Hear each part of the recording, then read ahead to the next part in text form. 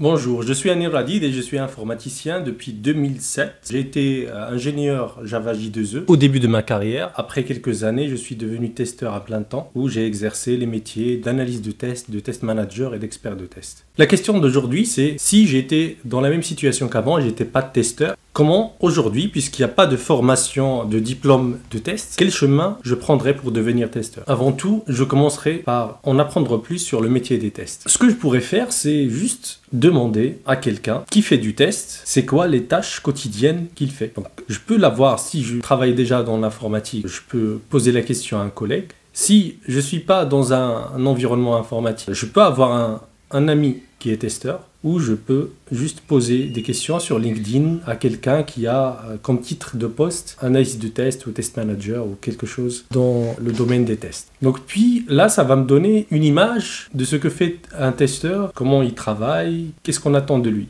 Et ça va me permettre d'avoir une idée de l'adéquation de ce type de poste avec ma personnalité et comment j'aimerais travailler. Est-ce que c'est quelque chose qui me conviendrait bien ou pas? Une fois que j'ai confirmé mon intérêt pour ce type de poste, je vais voir si je peux y accéder. Je vais aller dans Glassdoor par exemple. Je vais regarder toutes les annonces sur les tests logiciels. Quel profil on demande? Est-ce qu'on demande des profils qui ont un bac plus 5, un bac plus 3, un bac plus 2, un bac tout court? Normalement, si je fais ce travail-là, je trouverai plus des postes à partir de bac plus 2. C'est rare, bac plus 2, il y a bac plus 3 ou plus. Ça veut dire bac plus 2, bac plus 3, plus 4 et plus 5. Donc si je suis en dessous de ces prérequis, donc je peux ajouter une année ou deux d'études s'il le faut. Sinon, donc si je vois que si j'ai déjà un bac plus 2, il me faut deux choses à apprendre. Pour apprendre le métier du test, c'est comme passer le permis. Il y a deux choses à apprendre, c'est le code et les leçons de conduite. Il faut avoir des leçons de code, le code de la route, et des leçons de conduite, comment conduire une voiture. Les leçons de code qu'on passe, c'est ceux de la certification ISTQB. C'est une certification. ISTQB, c'est le comité international qui gère les certifications des tests logiciels. Ici, en France, c'est le CFTL, le comité français des tests logiciels. Donc, on passe un examen, un test, sous forme de QCM. Il y aura 60 questions. Parmi les 60 questions, il faut avoir un minimum de 40, si je me rappelle bien. Et ce sont des questions QCM. Il n'y a rien de sorcier. Toutes les informations qu'il faut pour passer ce test-là, ils sont dans un document qui s'appelle Syllabus, ISTQB Fondation. Et là, dans ce syllabus, c'est un document PDF qui n'est pas très épais, qu'on peut lire. Il y a plusieurs chapitres et puis on a un nombre de questions par chapitre. Donc voilà, c'est pas quelque chose de compliqué, c'est comme si on apprenait le code de la route. Et là, c'est le code des tests logiciels. Mais aussi, comme le code de la route, il ne suffit pas de connaître par cœur le code de la route pour pouvoir conduire en ville ou à l'extérieur de la ville. Et ça ne sert à rien de savoir que la priorité est à droite quand on rentre pour la première fois dans une voiture et on ne connaît pas c'est quoi les pédales, c'est quoi le volant, c'est quoi la boîte à vitesse, etc., etc. Donc là, il faut vraiment manipuler, exercer le métier du test comme exercer la conduite sur une voiture. Et pour cela, malheureusement, il n'y a pas de formation en tant que telle dans le syllabus ISTQB. Et c'est quelque chose que soit les gens apprennent sur le tas, ils prennent plusieurs années pour l'apprendre, soit ils font des formations qui sont très chères, qui sont fournies soit en forme de POE. Donc apprendre la méthodologie des tests, il faut exercer. Soit on commence à travailler et puis on apprend sur le tas après plusieurs années et de difficultés, et qu'au début on n'est pas performant et ça se voit, puis notre client il n'est pas satisfait, mais on avance au fur et à mesure avec les erreurs qu'on fait. Soit on suit une formation qui va nous apprendre les éléments pour pouvoir tester. La formation qui fait ça, normalement, c'est les POE. Une collaboration entre une entreprise, Pôle emploi, et un stagiaire, un apprenti, qui va suivre une formation pendant 3 mois en général sur le test logiciel. Et pendant ces 3 mois, il aura des cours sur les fondamentaux des tests et les outils de test et la préparation à la certification ISTQB. Et au bout des 3 mois, si tout se passe bien, il va intégrer la société de service. Et la formation, elle est en général financée par Pôle emploi.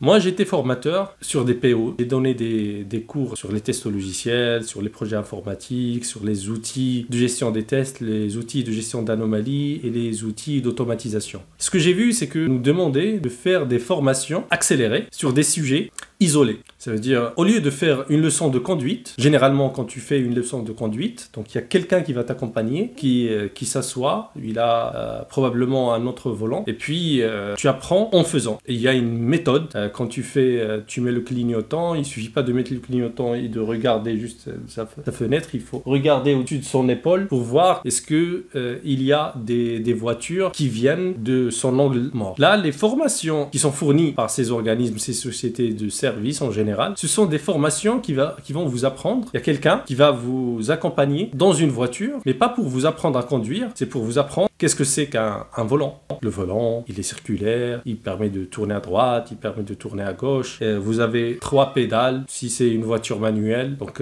l'accélérateur, le frein, l'embrayage. Vous avez une boîte à vitesse. Et puis parler de la clim, la signalisation, toutes les options de la voiture. Et puis toi, même si tu es un expert de toutes les options et tous les outils qui sont intégrés dans ta voiture, ça ne fait pas de toi un bon conducteur de voiture. C'est pour ça que quand je suis sorti de là, j'ai eu l'idée de créer une formation qui, elle va pas passer beaucoup de temps sur chaque option de la voiture, mais plutôt comment conduire la voiture dans un environnement, dans un contexte réel. Donc on connaît le processus de test. Qu'est-ce qu'il faut faire pendant la phase d'analyse, pendant la phase de conception des tests, qu'est-ce que ça veut dire et qu'est-ce que le testeur doit faire, l'implémentation, l'exécution des tests. Tous ces éléments-là, toutes ces étapes du processus de test, qu'est-ce que le testeur est censé faire. Donc c'est une formation qui va accompagner l'apprenti sur qu'est-ce qu'il doit faire le jour 1 où il va intégrer un projet informatique et le jour 2, le jour 3 et ainsi de suite.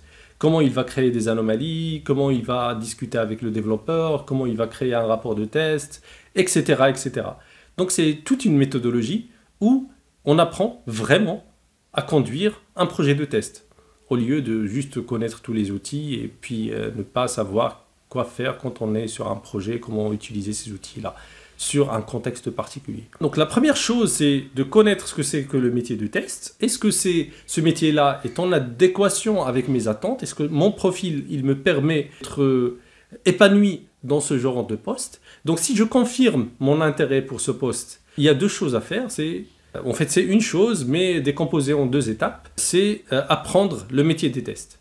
Donc ça, c'est comme le permis de conduire. Il faut passer le code. Donc il faut apprendre le code et ça c'est la certification ISTQB et puis il faut passer la conduite. Et la leçon de conduite, c'est la méthodologie pour tester un produit logiciel. Donc voilà, si on a ces éléments-là, on a tout pour être recruté, pour travailler dans les tests logiciels. Et il vous reste une chose, c'est de retravailler son CV et mettre tous ces éléments-là pour pouvoir postuler. On dit postuler, mais en général, dans notre domaine, on n'a pas besoin de postuler à des postes à part entière. On a juste besoin de mettre notre CV, mettre les mots-clés que les recruteurs attendent sur un outil de candidature, un outil de recrutement. Et là, on charge notre CV sur un outil en ligne et puis les recruteurs ils nous appellent pour passer des entretiens.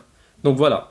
Donc j'espère que la vidéo a été claire et il y a des éléments sur ce que vous attendez pour travailler dans le domaine des tests logiciels. Merci et au revoir.